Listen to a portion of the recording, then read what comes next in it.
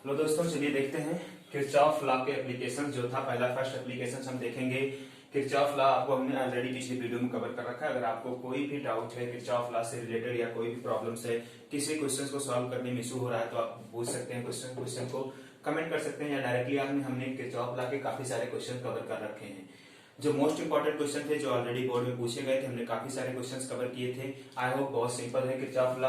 Kirchhoff के जो first law था यानी जंक्शन लॉ और सेकंड जो लूप लॉ था आप आसानी से अप्लाई कर सकते हैं। किसी भी क्वेश्चन को सॉल्व करना चाहते हैं तो बिल्कुल बिना किसी प्रॉब्लम के आप हमारे बताए हुए आइडियाज के अकॉर्डिंग बताए हुए एप्लीकेशन जो है उस पर अप्लाई कीजिए। आसानी से सारे क्वेश्चन के सोल्यूशन आ जाएंगे आपको।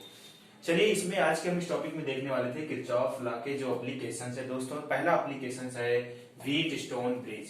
व्हीट स्टोन ब्रिज जो है दोस्तों मोस्ट इंपॉर्टेंट एप्लीकेशन है। ये मान के चलिए बोर्ड एग्जामिनेशन हो या फिर कोई भी कंपटीशन एग्जाम हो उसमें इस टाइप के क्वेश्चन पूछे जाते हैं। इसमें क्या है, इसमें व्हीट स्टोन ब्रिज का क्या कंडीशन है, क्या मतलब है वो भी अप्लाई होता है। उसका जो रूल्स एंड रेगुलेशन है वो भी अप्लाई होता है एप्लीकेशन। और किरचॉफ लॉ तो अप्लाई होता ही है इसमें। किरचॉफ लॉ यानी loop law junction law apply होता है। तो चलिए देखते हैं। यहाँ पे एक बैटरी है, सपोज दैट एक सेल लगा है जिसका ईएमएफ ई है। तो हम चलिए देखते हैं। यहाँ पे आपको एक लूप दिखाई पड़ रहा होगा, एक कंप्लीटली सर्किट दिखाई पड़ रही होगी जिसमें 4 रजिस्टर कंसीडर किए गए। यानी कि व्हीट स्टोन ब्रिज क्या होता है दोस्तों, ये कुछ नहीं होता। यानी क्या है, एप्लीकेशंस ऑफ किरचॉफ लॉ होता है।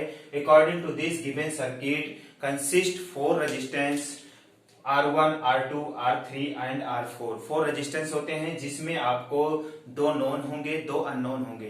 तो जो अननोन होंगे उनको आपको फाइंड करना है। तो देखिए इसमें आपको क्या है, 4 रेजिस्टेंस दिखाई पड़ रहे हैं, आपस में कनेक्शंस हैं और बीच में एक G जो दिखाई पड़ रहा है दोस्तों, ये कुछ नहीं, इसे क्या कहते हैं, करंट मेजर करने यानी क्या बोलते हैं, इसे गैल्वेनोमीटर बोलते हैं। क्या बोलते हैं दोस्तों, गैल्वेनोमीटर।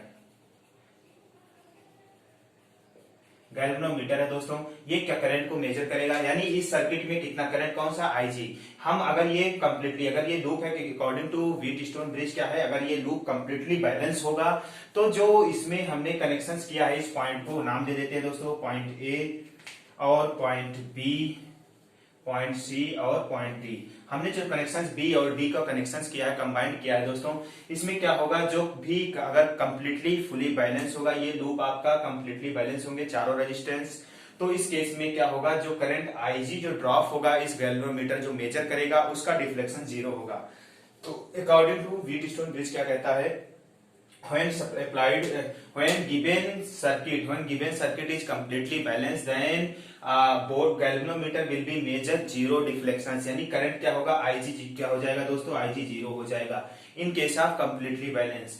अगर बैलेंस नहीं होगा तो उस केस में व्हीट स्टोन ब्रिज यानी ये एप्लीकेशंस, किरचॉफ लॉ का एप्लीकेशंस इस पे अप्लाई नहीं होगा। क्योंकि व्हीट स्टोन ब्रिज क्या है दोस्तों, कंप्लीटली बैलेंस सर्किट होता है, कंप्लीटली बैलेंस लूप है जिसमें हम क्या करेंगे, 4 रजिस्टर को कंबाइन करेंगे, 4 रेजिस्टेंस को, इसको हम कंप्लीटली बैलेंस करने के लिए क्या करेंगे, देखेंगे यहाँ पे बीच में गैल्वेनोमीटर अटैच करके देखेंगे। अगर गैल्वेनोमीटर में डिफ्लेक्शन शो कर रहा है इसका मतलब सर्किट आपकी कंप्लीटली बैलेंस नहीं है। अगर डिफ्लेक्शन उसका IG करंट 0 आ गया तो इसका मतलब ये लूप आपकी सर्किट क्या है, कंप्लीटली बैलेंस है।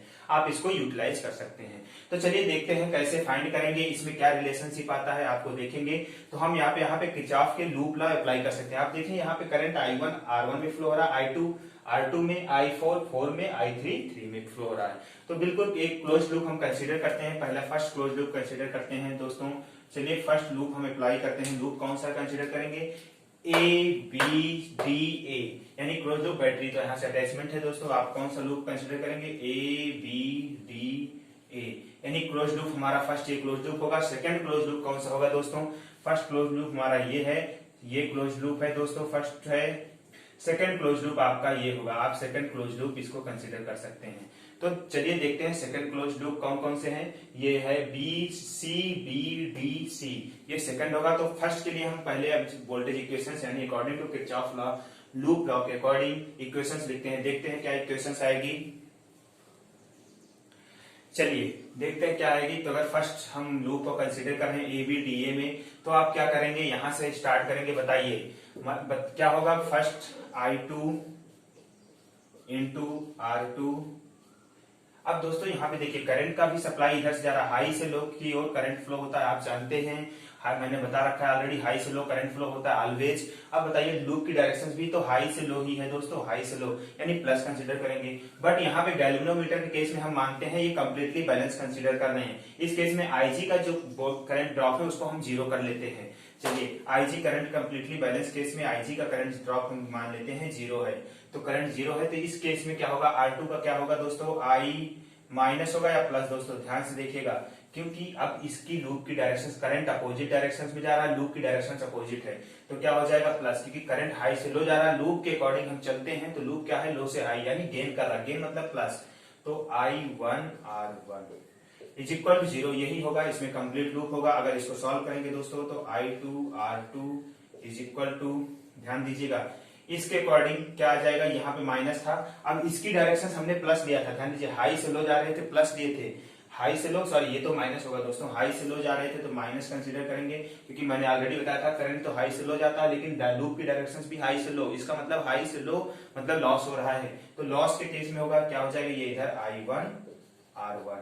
अब आप बताइए ये माइनस, दूसरी साइड में ये प्लस था अभी यहाँ पे, इज इक्वल टू जीरो था दोस्तों, इसको उधर ले गए तो क्या हो जाएगा, I2 by I1 is equal to R1 by R2, आपको ये एक इक्वेशंस मिलेगी, यानी कौन से लूप से दोस्तों, फर्स्ट लूप से आपको ये इक्वेशंस मिली। इसी तरह सेकंड लूप में भी अप्लाई करते हैं, चलिए देखते हैं सेकंड लूप से कौन सी इक्वेशंस आपको मिलती है।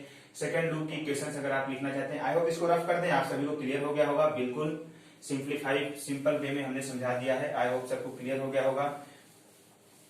चलिए सेकंड केस में सेकंड लूप कौन सा है दोस्तों, आपका जो सेकंड लूप कंसिडर करेंगे CBDC,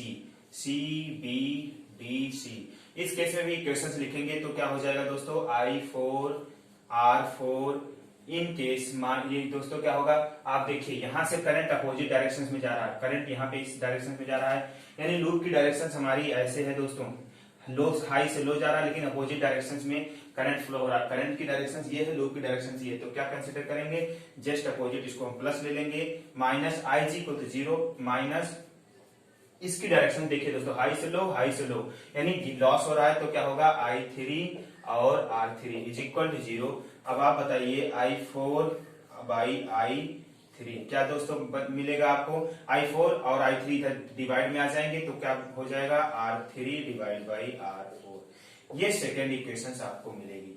फर्स्ट सेकेंड इक्वेशन ये मिली, फर्स्ट इक्वेशन आपको मिली थी I2 divide by I1 is equal to R2 divide by R1, ये आपकी फर्स्ट इक्वेशन हमने जो सॉल्व किया था ये फर्स्ट थी, ये सेकंड मिली। अब आप बताइए in case of completely balance circuit, in case of completely balance circuit में क्या होगा दोस्तों, अगर आपका लूप यानी आपकी व्हीटस्टोन ब्रिज जो ये कंसीडर है सर्किट दोनों कंप्लीटली बैलेंस है, उस केस में I1 बराबर होगा I3 के एंड I4 बराबर होगा दोस्तों I2 के, यानी ये करंट के बराबर होगा, ये करंट इस करंट के बराबर होगा, व्हेन कंप्लीटली बैलेंस, यानी कंप्लीटली क्या होगा दोस्तों, बैलेंस होगा, कंप्लीटली बैलेंस होगा, तो इस केस में आप क्या कंसीडर करेंगे, ये। अब बताइए जब ये इसके बराबर है, ये इसके बराबर, दोनों इक्वेशंस को आप डिवाइड कर दीजिए, डिवाइड करके देखिए क्या मिलेगा आपको दोनों इक्वेशंस को।